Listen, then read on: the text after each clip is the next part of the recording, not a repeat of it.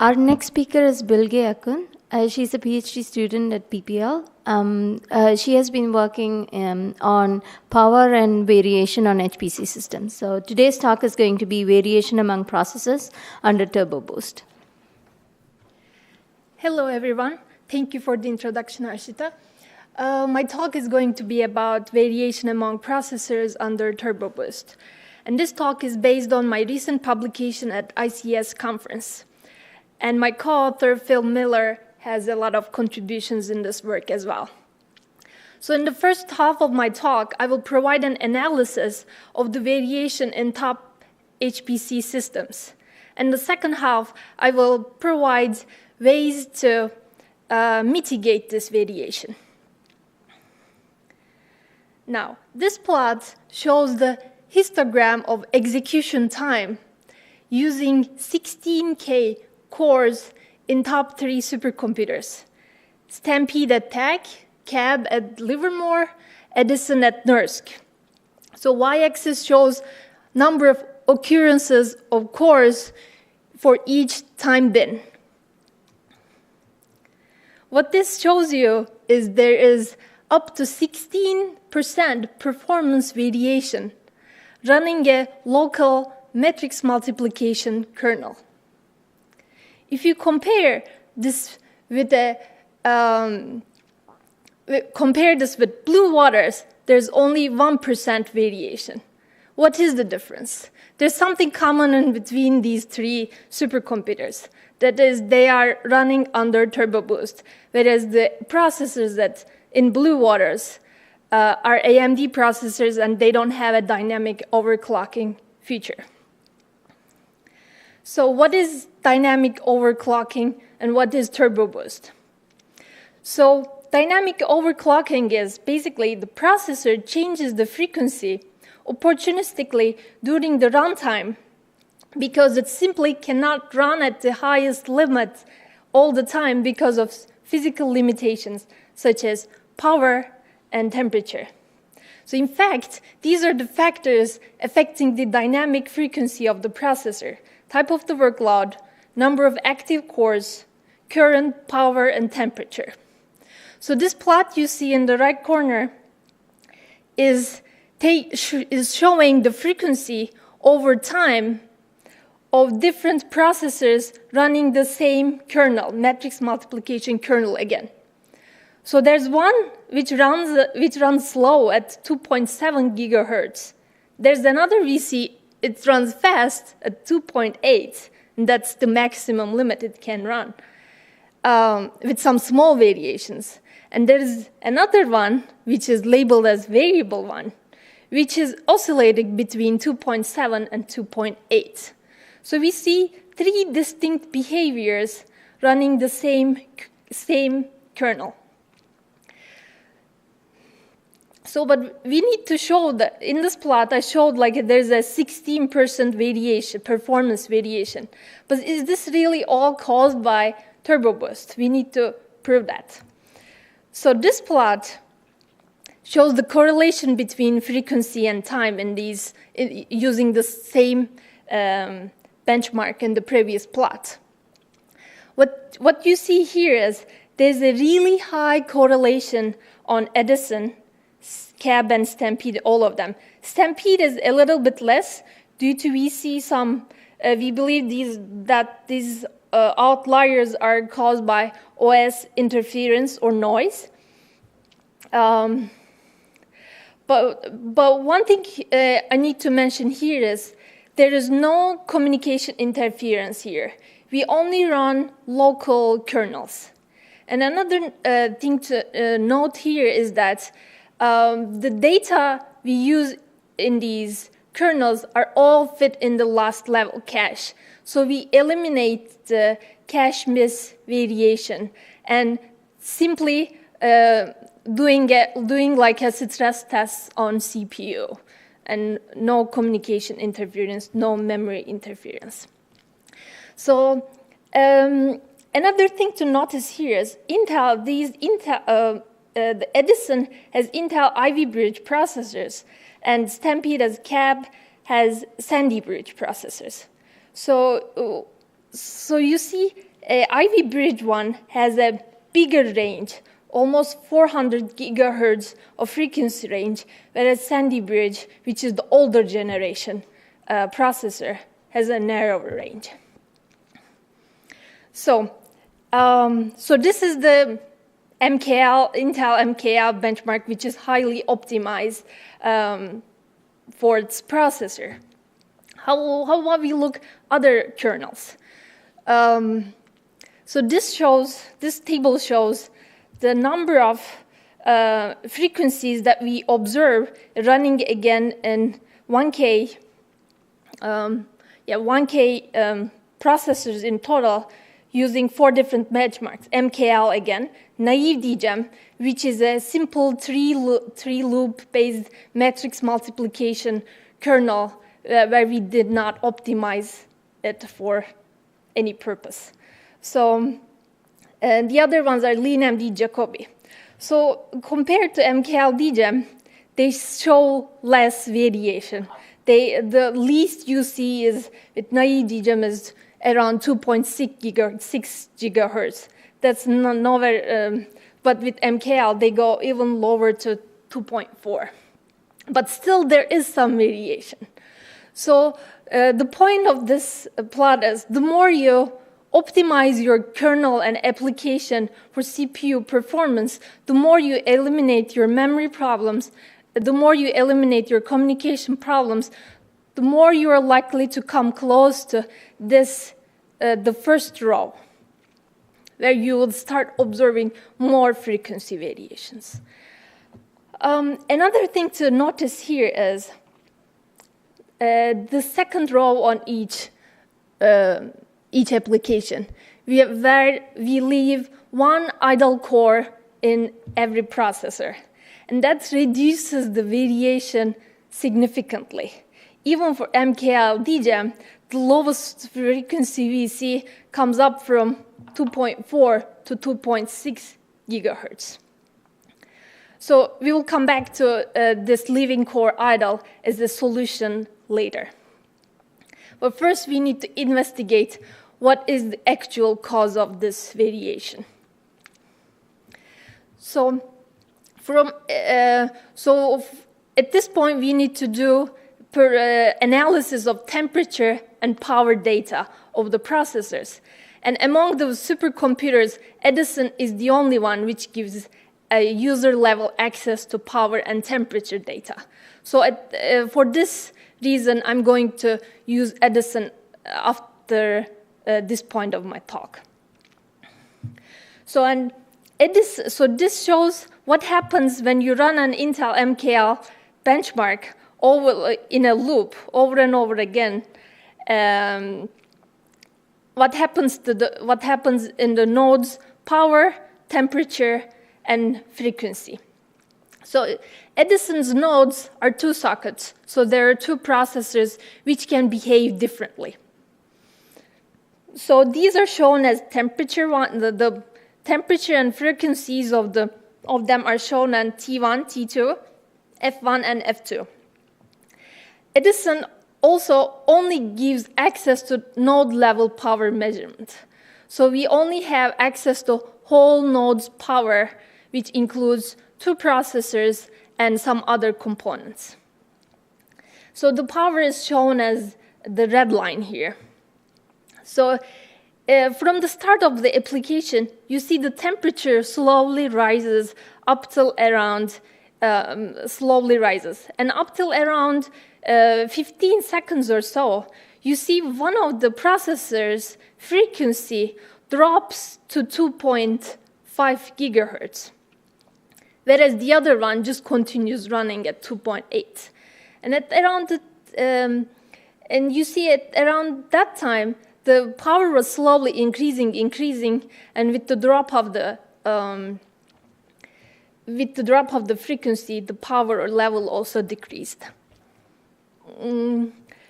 So just looking at one node is not enough. We need to look at this data for a bigger number of processors. So first, we look at the temperature data. Temperature as a reason of causing the variation.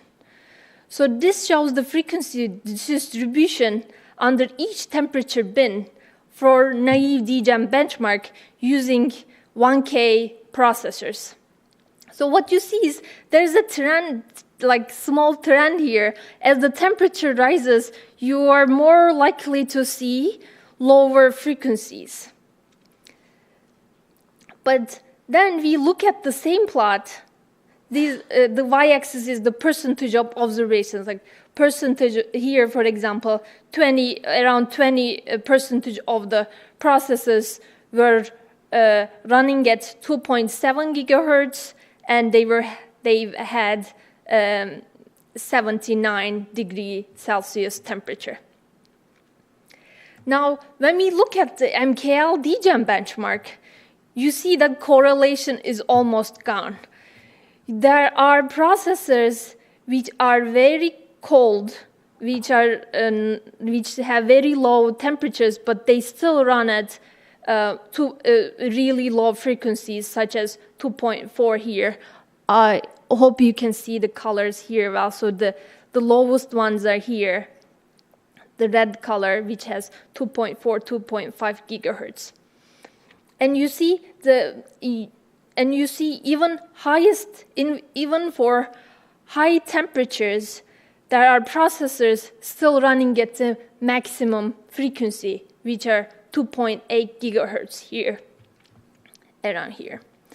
So there's not really a direct correlation between temperature and frequency. Temperature has an effect, but it's not direct temperature throttling.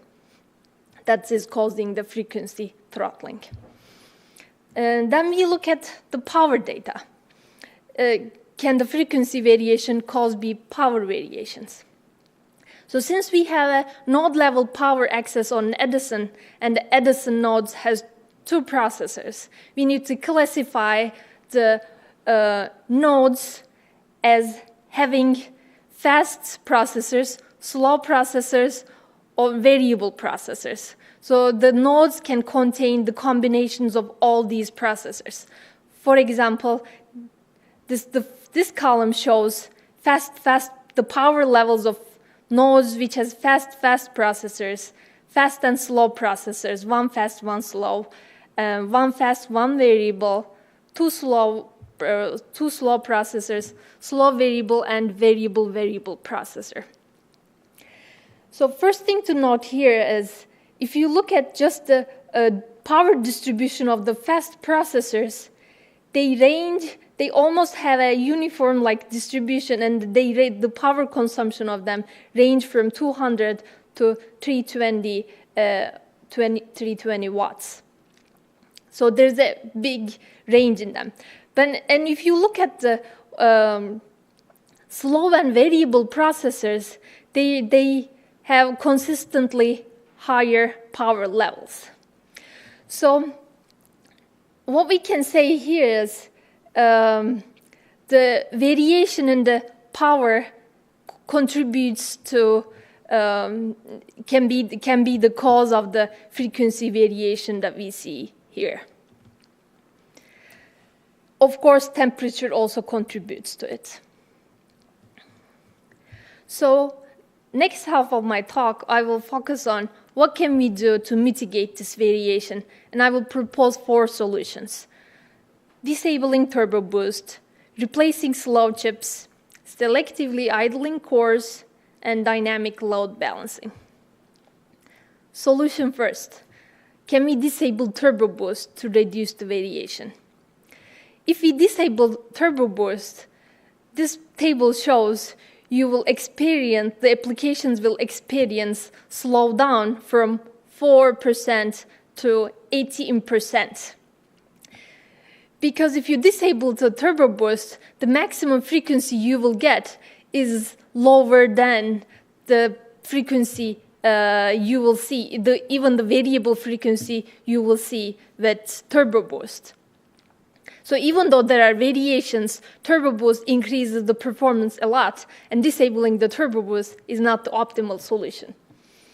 So you may notice here that naive DGEM slows down more than MKL. That is because MKL, the naive DGEM, was running at the higher frequency levels before disabling. MKL was already running at lower frequencies. That's why naive DGEM experienced a higher slowdown. Another thing you notice here is Jacobi 2D application has only 4% of slowdown by disabling turbo boost. It's simply because it's a more memory-intensive application, and it's less affected by disabling turbo boost, reducing the frequency. So as a conclusion, disabling turbo boost is not the optimal solution for performance. Second solution is replacing the chips. So can we just replace the slow chips with the faster ones and can solve this problem? And it turns out that by replacing some chips, you can get instant speedups like 2 and 4% for DGEM applications by replacing 50 chips, for example. But to be able to reach the full limit of MKLDG, which is 12% of speedup, you need to replace 900 chips among a 1K system. So that's not really a feasible solution simply because it's just too expensive. The third solution is idling the cores. Now, in the previous table I showed, when we idle a core, the frequency variation was almost gone for most of the application and reduced for MKLDG. But how about what happens to the throughput when we leave the idle core? Turns out the throughput does not increase when you leave an idle core. So idling a core reduces the frequency variation. That's a fact, but it's not increasing the overall throughput. So this is not an ideal solution as well. Last solution we look is SpeedAware load balancing. So load balancing is commonly used for imbalanced application, and CHARM has a lot of load balancing algorithms to balance to mitigate the imbalance of applications. And we can use the same algorithms, load balancing algorithms, to balance even in this situation as well. So what needs to be done here? Runtime can track the processor speeds dynamically, and when it balances the load, it can take into account the speed of the processor simply by scaling the speed with the load of the objects. And you can do this with plus AB test PE speed flag when you're running the CHARM++ application. And by SpeedAware load balancing, we show here is the applications can benefit 3 to 5% more than regular load balancing. So as a summary, in this talk I showed you the variation we see in top supercomputers which has turbo boost. And some of these supercomputers has all the data such as frequency, temperature, and controlling the frequency, power capping. So hardware support these features, but the software does not allow for application and runtime system to utilize these. So if hardware gives access to these features, the application and runtime systems can do a lot more optimizations. So what is future work here? So we need to analyze the variation on newer generation processors. We showed the variation results on Sandy Bridge and Ivy Bridge processors. We need to do more analysis on newer generation processors. And another thing we need to do is we analyze the variation in memory operations. So the reason why we use the data size which fits in the last level cache is because if we use the data bigger than the cache size, then we saw cache miss variations as well. So we need to do more analysis on that side too. So that's the end of my talk. Thank you for listening.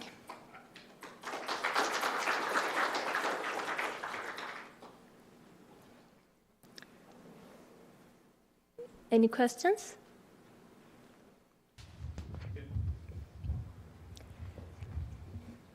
Oh, I'm sorry. Yeah, is it feasible to know like what is a hot thread, and when you're looking at your CPUs, you assign a cool thread to the CPU that's hot so it can cool down? Yeah, you can definitely do a thermal aware load balancing too, but the point was it's not just temperature. You need to also look at the power consumption, because just looking at the temperature may not be the reason of the slowdown. But you still could do that, sort of keep track of a thread, whether it's hot or power hungry. Yeah, but also it's not just among the threads too. The frequency variation we see here is among the processors. So active frequencies in the cores within the processors were the same. So the frequency variations were among the processors. So you need to move the workload to a different processor, which requires communication, not just switching the threads.